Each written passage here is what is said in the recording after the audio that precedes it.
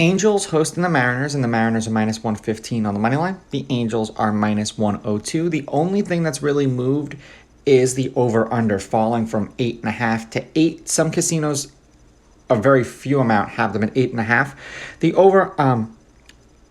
The Mariners laying a run and a half on the run line are plus 140, meaning if you bet them that way, they have to win this game by at least 2.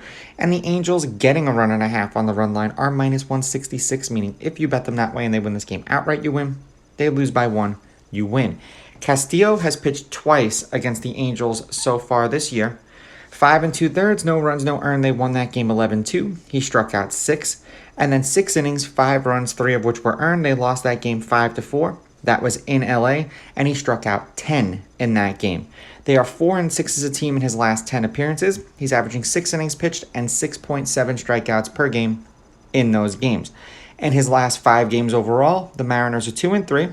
He's got a 1.6 ERA, and he's averaging 6 innings. He's always a guy that you like to keep an eye out for on the K line. His last outing, no earned runs and struck out 7, then 2 earned runs and struck out 9, then back-to-back games with 3 earned runs, striking out 11 and striking out 5, and then no earned runs and striking out 3. So if you take out his bottom, which was 3, and his high, which was 11, 21 divided by 3 is roughly, it's 7. So keep an eye out for his K line. If it's probably somewhere around 6, 6.5, you may want to go over. Now for Detmers, he pitched once against the Mariners this year. 4 2/3, 3 runs, 2 of which were earned, and they won that game 7-3. That was in Seattle, and he struck out 7 batters in that game. They are 4-6 as a team in his last 10 appearances. He's averaging 5 1/3 innings pitched and 6.9 strikeouts per game in his last 10. Both of these guys, when they're on, they are, I don't want to say unhittable, but it's, when you get good pitchers, that's kind of how it is. The Angels have lost his last 2 appearances. He's got an ERA of 3.4, and he's averaging 5 innings pitched in his last 5 games. The last 2 games that he's pitched in, he's had 2 earned runs, striking out 5 and striking out 9. Then he had 4 earned runs, striking out 6, 2 earned runs, striking out 7, 2 earned runs, striking out 9. So ballpark has been pretty much about 2 earned runs in his last handful of starts. Now, head-to-head, the home team is 5-5. The Angels are 6-4. The underdog has won the last 3 games, although the favorite is 6-4 on the money line. The underdog getting a run and a half on the run line is 7-3.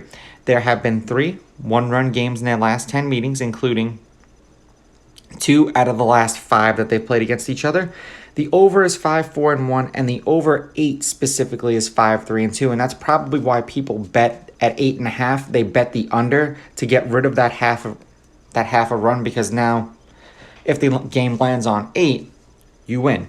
Now, if you were like me and bet the Angels last night thinking that you had that game in the bag, and then you see that they lost 5-3 on a grand slam, it's just like, what are the odds? The game before that, the Angels won 9-4. The game before that, the Mariners won 6-2. The 2 previous games to that, the Angels won 5-4 and 4-3. And then the game before that, the Mariners won 11-2. And the first game of the year, the Angels won 7-3. The Angels are 4-3 against the Mariners so far this year. The Mariners are 7-3 in their last 10, 4-1 in their last 5. And the over is 5-4-1 in their last 10 games. It just depends on what you got last night's game at. If you got it at 8.5, the game went under. If you got it at 8, it pushed. So yet again, that's probably why people were hammering the over-under. They beat the Red Sox 6-2. They lost the Red Sox 6-4, then beat the Red Sox 6-3, and then beat the Angels 5-3. That's for the Mariners. For the Angels, they're on a 3-game losing streak. They are 1-3 in their last 4, and the under is 6-3-1 in their last 10 games.